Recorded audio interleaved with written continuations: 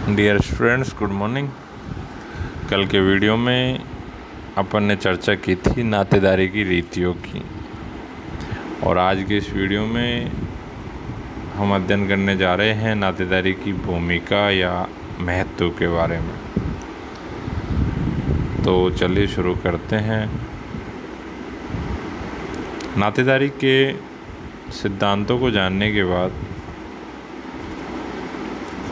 नातेदारी की जो भूमिका है उसको जानना उचित रहेगा। नातेदारी जो है वो एक ऐसी छड़ है जिस पर एक व्यक्ति जीवन भर निर्भर रहता है और वह अगणित स्थितियों में उसके व्यवहार को नियंत्रित करती है। नातेदारी की भूमिका के अंतर्गत सबसे पहली जो है वो है विवाह एवं परिवार का निर्धारण। नातेदारी ये तय करती है कि एक व्यक्ति के विवाह का क्षेत्र क्या होगा, किस प्रकार का विवाह निषिद्ध है, किसे मान्यता और किसे अधिमान्यता दी गई है। दूसरे शब्दों में यदि कहा जाए तो अंतर्विवाह, बहिर्विवाह, समलिंग सहोदरज या विषम लिंगी सहोदरज विवाह आदि का निर्धारण नातेदारी के आधार पर ही होता है। परिवार में रक्त एवं विवाह संबंध पर आधारित सदस्य पाए जाते हैं। दोनों ही प्रकार के सदस्यों को हम नातेदार कहते हैं।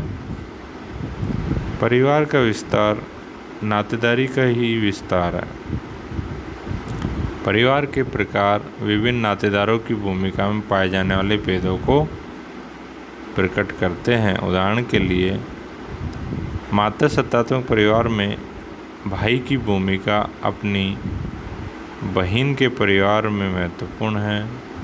वही परिवार का संचालन करता है और वही सब प्रकार की आर्थिक क्रियाओं का केंद्र भी होता है। परिवार की शक्ति एवं सत्ता उसके हाथ में होती है। पति ऐसे परिवारों में महत्वपूर्ण भूमिका अदा नहीं करता है।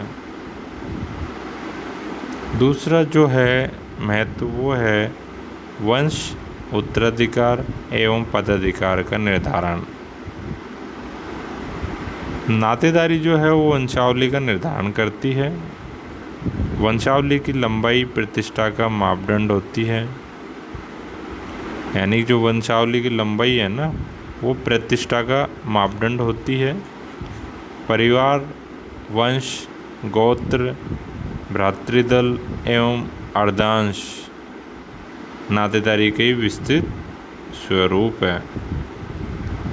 अर्धांश है कोई समूह जब दो टुकड़ों में बढ़ जाता है तो उस एक पार्ट को कहते हैं अर्धांश, और जब दो ग्रुप जुड़ जाते हैं तो उनको कहते हैं भ्रातृदल।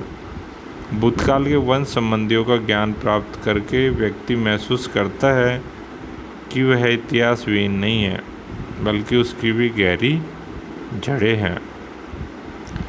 एक व्यक्ति की संपत्ति एवं पद का हस्तांतरण किन लोगों में होगा, कौन कौन उसके दावेदार होंगे, यह नातेदारी के आधार पर ही तय होता है।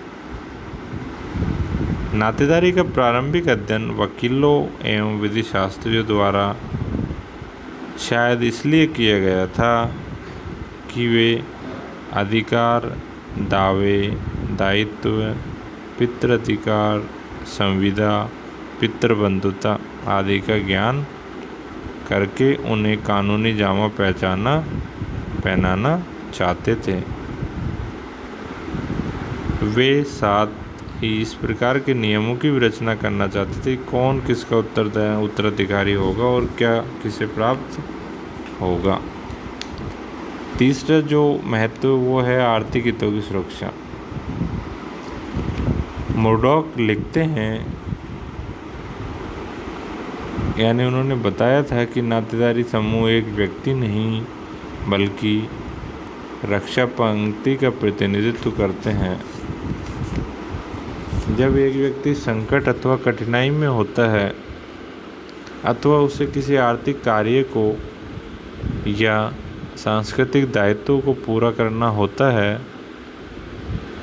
जब उसे परिवार के बाहर सहायता की आवश्यकता हो तब वह अपने विस्तृत नातेदारी समूह की और सहायता के लिए देख सकता है।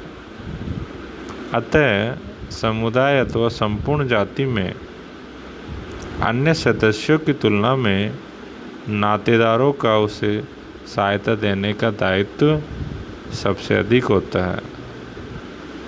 वह भी इसी प्रकार रिश्तेदारों से पारस्परिक दायित्वों के द्वारा बंधा होता है।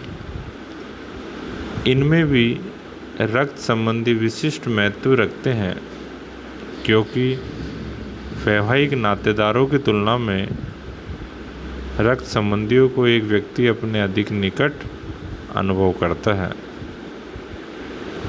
अगला जो महत्व है वो है सामाजिक दायित्वों का निर्वाह।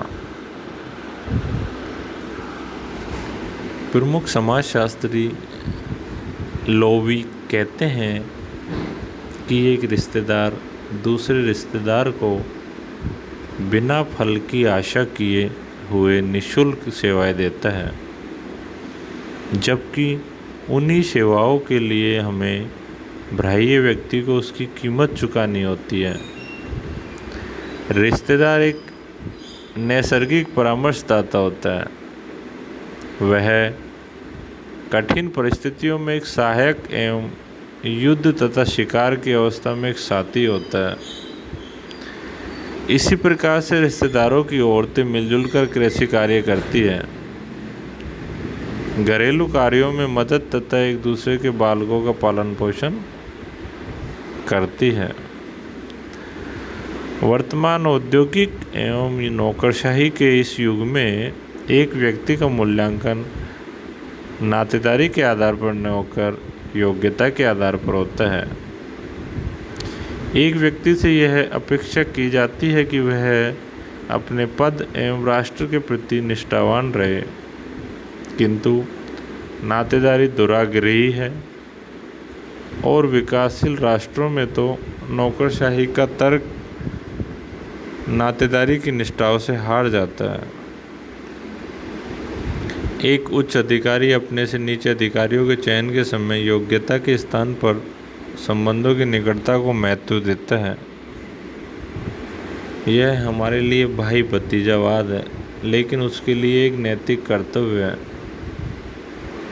वर्तमान गतिशील समाजों में नातेदारों के संबंधों का विस्तार पिता पुत्र संबंधों से आगे महत्वपूर्ण नहीं है और इनमें भी घनिष्ठता की कमी है। फिर भी वृद्ध माता पिता को अकेले रहने देने या सुरक्षा घरों में रहने की बात ग्रामीण और आदिवासियों को चौंका देने वाली एक अनैतिक प्रतीक होती है। आधुनिक समाज नातेदारी संबंधों की कमी वाला समाज कहा जा सकता है, फिर भी उसमें नातेदारी के मनोभाव और दायित्व तो विद्यमान है ही। यदि हमारे सगे चाचा मामा बुआ आदि का पुत्र दुर्दिन का मारा हो, यानी बुरे दिनों का मारा हो, तो हमारे पास आता है तो उसकी सहायता करना हमारा कर्तव्य होता है। अगला महत्व है मानसिक संतोष, मेंटल सेटिस्फैक्शन। नातेदारी के मनोभाव एक व्यक्ति को मानसिक संतुष्टि प्रदान करते हैं। हमारी औद्योगिक सभ्यता की मांगें हमें अवैयक्तिक नौकरशाही वाली विवेकपूर्ण सामाजिक संरचना की ओर अग्रसर करती है, जिनमें नातेदारी के मनोभाव तक संगत प्रतीत नहीं होते। फिर भी मनुष्य नातेदारी के बंधनों से मुक्त नहीं हो पाया है। एक व्यक्ति अपने पूर्वजों के चित्र घर में टांगता है, एल्बम का संग्रह करता है। संभवतः इसके पीछे सैकड़ों वर्षों के नातेदारी केंद्रित अनुभवों की खुमारी है। मानवता का इतिहास इस बात का द्योतक है कि एक लंबी अवधि तक मानव जाति नातेदारी पर आधारित समूहों में ही रही है। व्यक्ति का स्वास्थ्य, सुरक्षा, जीवन सभी कुछ नातेदारों के हाथ में था। नातेदारी विहीन व्यक्ति अपने को बिना सामाजिक प्रतिष्ठा वाला एवं निकृष्ट रूप में एक मृत व्यक्ति के समान ही मानता था। मनुष्य की एक प्रकृति यह है कि वह अपरिचित से डरता है और परिचित पर विश्वास करता है। रक्त संबंधी हमारे सबसे अधिक परिचित व्यक्ति है, क्योंकि वे हमारे ही अंग के इससे समझे जाते हैं। अगला है मानव शास्त्रीय ज्ञान का आधार। मानव शास्त्रीय अध्ययन में नातेदारी का ज्ञान एक महत्वपूर्ण स्थान रखता है। प्रारंभिक मानव शास्त्रियों ने अधिकांश अध्ययन नातेदारी से ही प्रारंभ किए थे। Morgan, McLennan, Henry Maine, Lowie, Malinowski, Radcliffe Brown, Evans Pritchard, HR Rivers आदि मानव शास्त्रियों के अध्ययन एक या एकाधिक जनजातियों की नातेदारी व्यवस्था, परिवार एवं विवाह आदि से ही संबंधित रहे हैं। वे नातेदारी के अध्ययन के आधार पर सामाजिक संरचना को समझना चाहते थे। साथ ही वे समाज एवं संस्थाओं के विकास में भी रुचि रखते थे। नातेदारी का अध्ययन इस दिशा में अत्यंत सहायक सिद्ध हुआ। अनेक अध्ययनों से यह स्पष्ट हो चुका है कि प्रारंभिक समाजों में वंशानुक्रम समूह की मूलभूत राजनीतिक, धार्मिक, आर्थिक और क्षेत्रीय इकाइयाँ रही है। धन्यवाद।